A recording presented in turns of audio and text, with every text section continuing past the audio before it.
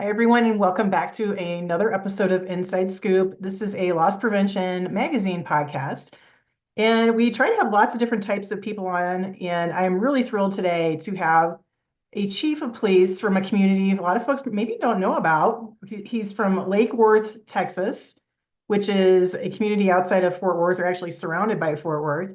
And Chief Manoushagian, which I got it right, I Yes, think. you did. That's awesome.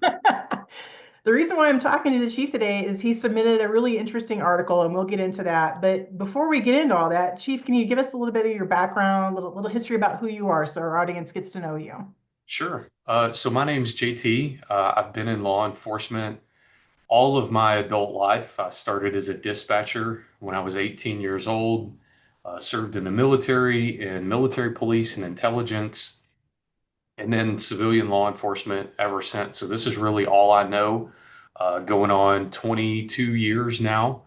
I have served at all levels of the organization. I've been a chief for the last 6 years, and it's really been the highlight of my career. I've loved everything that I've done, but being at a place where you can be a part of implementing change is really fun. Yeah, I love your community. You've only like what's your population, like 4,700 people Yep. total? Yeah, and what how many head count do you have on your staff? So we're a department of about 55 people.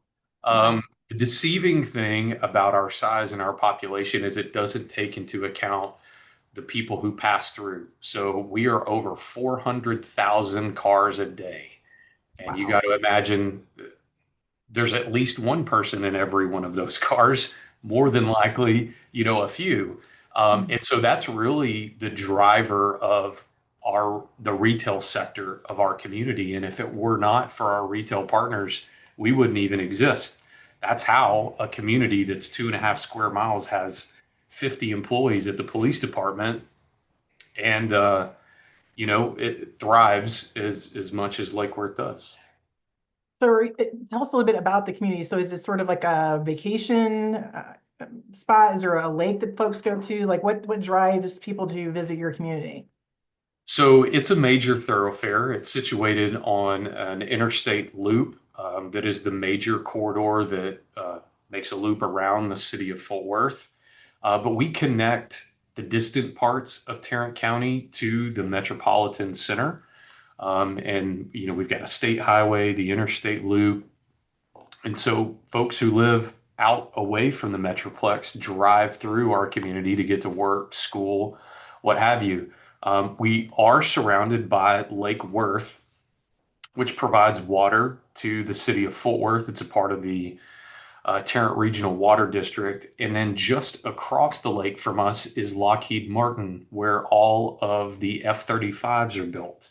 So we have a large government contractor base of folks who drive through, um, and all of that feeds our retail partners. We have every major retailer, all the big box stores, and those folks who are passing through stop to pick up their groceries and they stop to fill up their cars, and they're involved in traffic crashes and all the things. Mhm. So we have the opportunity to get to serve them in a number of different ways. And I'm assuming there's different formats. So I'm sure you have strip malls. Is there a mall, like an enclosed mall, or is that no? Okay. No, no enclosed mall. We have some freestanding stores, and then we have managed properties that have been developed and have tenants, anchor tenants type places. Okay, great. So was snooping around on the website that you guys have posted up there, and I saw that you do a roundtable for organized retail crime. Again, knowing the size of your community and not knowing much about it to begin with, I was like, wow, that's pretty amazing that they have an organized retail crime roundtable. Can you talk a little bit about what you're doing with that? You bet. Before we talk about the roundtable, it's important to understand why we even have one in the Good first point. place. Yeah, why do you need So, one? so in Lake Worth, 67% of the city's revenue comes from sales tax. Okay. Were it not for our retail partners, as I mentioned before, we wouldn't even exist. So we know that it's in our community's best interest to protect that uh, part of our community. Our retailers are literally our lifeblood. And so as a police department, we derive our mission and our values and everything directly from the community. And so, understanding the importance of our retail partners, we crafted a mission statement that says to create a safe environment where life and commerce thrive. And around the office, I'm famous for saying, I don't think there's another police department in the country that has the word commerce mentioned in their mission statement. And to me, that was critical because it connects the importance of our retail partners with the mission of the city and the police department. So, knowing how important commerce is to us, it only made sense that we would engage our retail partners on the thing that drives crime the most in our community, which is retail crime. Any police chief is going to look at the stats at the end of the year and say, okay, where are we doing good? Where are we doing bad? What are the things that we need to focus on? And every year in this community, it's theft that leads far and above all crime categories. So just like the chief of Fort Worth would lean into violent crime, if those were the categories that were leading, we leaned into theft because that was our number one crime category. And we knew that we couldn't do it alone. We knew that our retail partners have people that they employ that are resident experts in the stores. And but they depend on us to file those cases, to make those arrests, but we rely on them to develop the evidence, to identify the suspects. And so we just said, you know what? We got to get everybody together. We've got to get in the same room. We need to know each other's first names. We need to have each other's phone numbers. And we need to talk about what's going on in the community and how we can all work together to bring that number down, the total number of thefts that we're seeing. I think it's so unusual for a police department to initiate that. It's not something that we see a lot in retail. I worked in retail for many, many years and always was trying to develop relationships and partnerships with law enforcement, but it was usually the retailer reaching out. So I love that you guys took that initiative and reached out to your retail partners because you're right. They're the ones who have all the beginning threads of those cases. They're going to have that initial evidence. Tell us a little bit about what those meetings were like, though, that you're conducting with your retail members. Sure. So it started by in-person engagement. So we set the meeting, we picked the date, we have the place, but then we really challenged our detectives and our officers to go out and make in-person contact with Nice. each store's representative, help them understand what this is, and extend that personal invite. And that worked really well. Once we got people in the room, we asked them to scan a QR, got their contact information, and started to build a local database of contacts. And every time we have an ORC roundtable, we update that because we know store managers change, Yep. loss prevention folks come and go. So this allows us to keep a current contact with everybody that's there. But we knew that if it was just kind of a boring old meeting, if it was the same thing every time, eventually the interest would kind of taper off. Mhm. So, for example, this last meeting, we brought in a couple of representatives from the FBI to talk about big picture ORC and how it's feeding other criminal networks. In the past, we've brought in different vendors, technology vendors, what have you, to let folks know what else is out there. And we've had some success with that. But I would also say that in addition to just engaging our retail partners, we've also been successful in reaching our property managers. Nice. Know that some of our retailers would see technology or strategies and say, that's great. We would love to do that. We don't own this property. We Mhm. don't get to determine what's put up or what's not. And so we said, okay, let's go upstream some more And who does own it? Let's talk to them.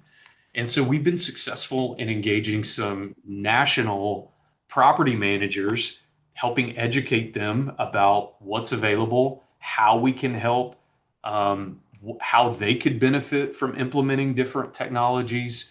And at the end of the day, what's best for them is having all of their property leased.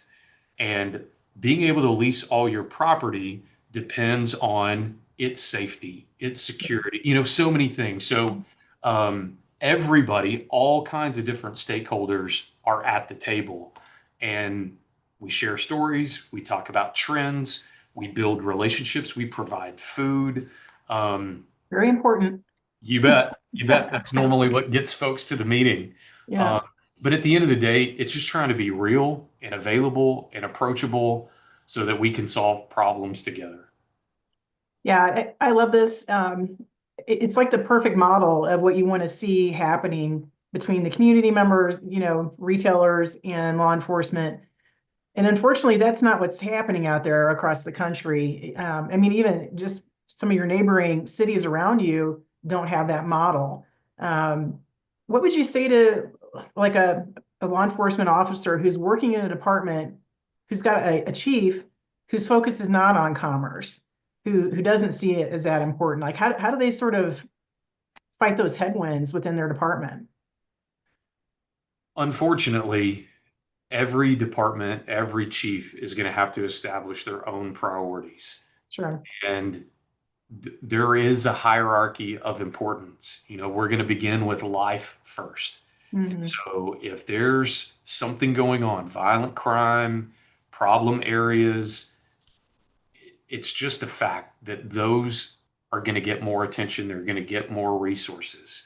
And so Hmm. it's really tough in communities that are battling violent crime because they're probably not going to get a lot of resources for retail crime. Right. That is really what fed the article that I sent you. Yeah. And what I want those chiefs to know is even if you can't, we can.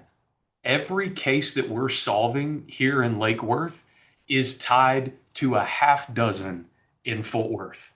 So Mhm. if you will just have your detective engage with us who's working those cases, we will connect them. We will develop the suspect. All they will have to do is say the Lake Worth person that they arrested is the same person I have. Cut warrants, file the cases, and they can move on. We Right. understand that they have different priorities, but that's another reason why we would love for retail partners to focus their attention on departments where they have high levels of law enforcement engagement. Reason being, they're going to end up solving those other cases and those high loss stores where you're not getting a lot of cooperation. Right. Yeah, and it's all this like overlapping effect. You in your article, you made a reference or a comparison to military. Yeah. And talk a little bit about that because I thought that was a good analogy. Yeah, and really the point that I was trying to make is you got to have people on the ground that are able to make the calls. Mhm. So, pilots flying overhead don't know where the need is, but the guys on the ground do. And so when they make that call and say, "Hey, I need some support," and if you engage in this area, it's going to be the most effective, then I'm encouraging leaders in these corporations to trust that. If your folks on the ground are saying, we need help and support in this area, give it to them. It's going to have the most effect. Yeah.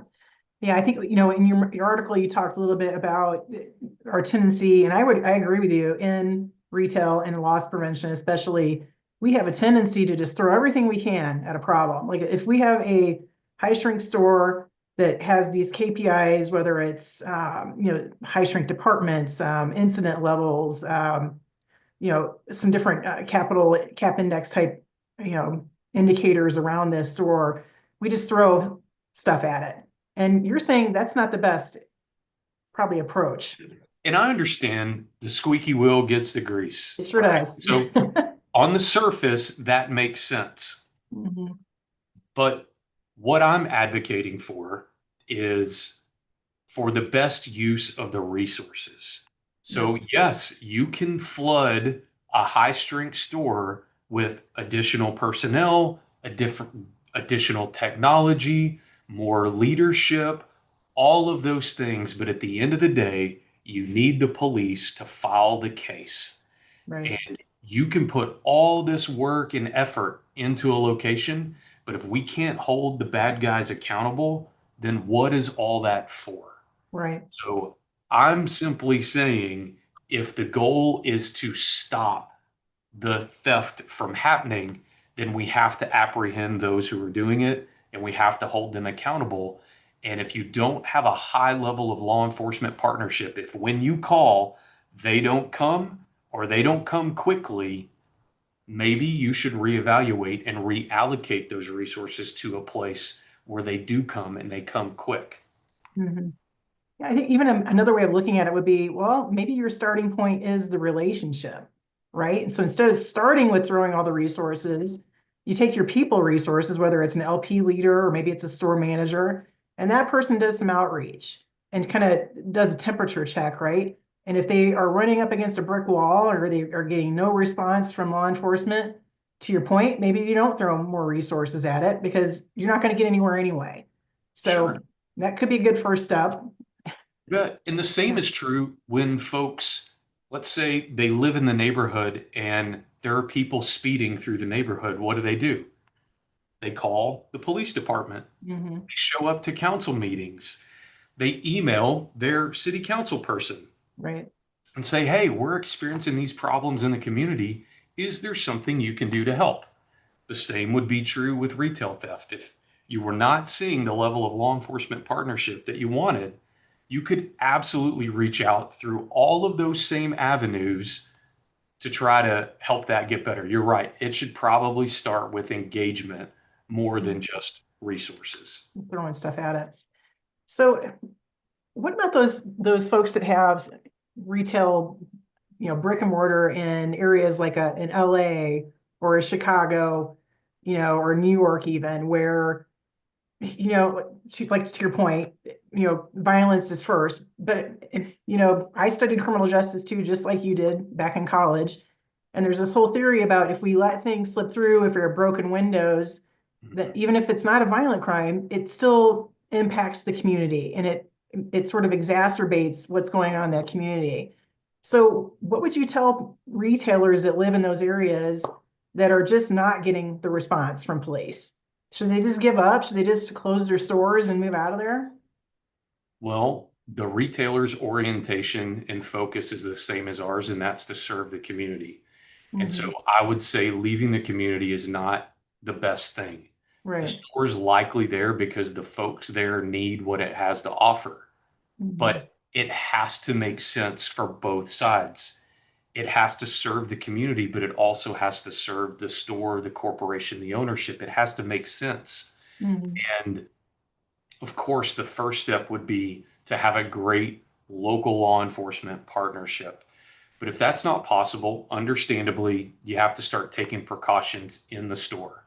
Um, we've always believed that if you walked into one of our stores and everything was locked up behind lock and key, then we weren't doing a good enough job. Um, but if that's a necessary step, so be it. Hmm. But there are other options as well. Hiring police officers who are off duty to be present at the store, security, um, taking a more visible approach with your loss prevention personnel, maybe changing up the uniform to something very noticeable, being more out, open, and patrolling. All of those things can serve as a deterrent. But at the end of the day, once word gets around that we're not going to do anything to stop you, Hmm. it almost invites folks to come in. And those are the cases that are the most gut wrenching for us is we know how willing we are to partner. We have upgraded our response to in progress thefts to a priority one. So officers are running lights and siren until they get into the immediate vicinity because this is so important to us. Mhm. But unfortunately, we have some retailers who are not making the call. So we don't ever get an in progress call. We get a call after the fact, after $3,000, $5,000, $10,000 worth of merchandise has been taken. We understand the reason for the policies. But if we're here talking about this issue, we can probably get to the point where we say something's got to give. And Right. perhaps it's a reevaluation of the policy to make sure that it is providing the most support to the local store leadership team, to law enforcement, and everybody else. Yeah, I think to your point, having these blanket policies that cover the entire United States, right? Having one policy for every jurisdiction within the US, as a retailer, I don't think makes a lot of sense anymore. If you've got a department that's willing to go lights out, what did you call it? Level one, They're priority one. Yep, priority lights and one. siren. Yep. Yeah, you're willing to do that. So maybe we have a little bit different policy for your jurisdiction. Are you saying that it should be tailored to the Uh, local law enforcement? maybe. Yeah. So you're right.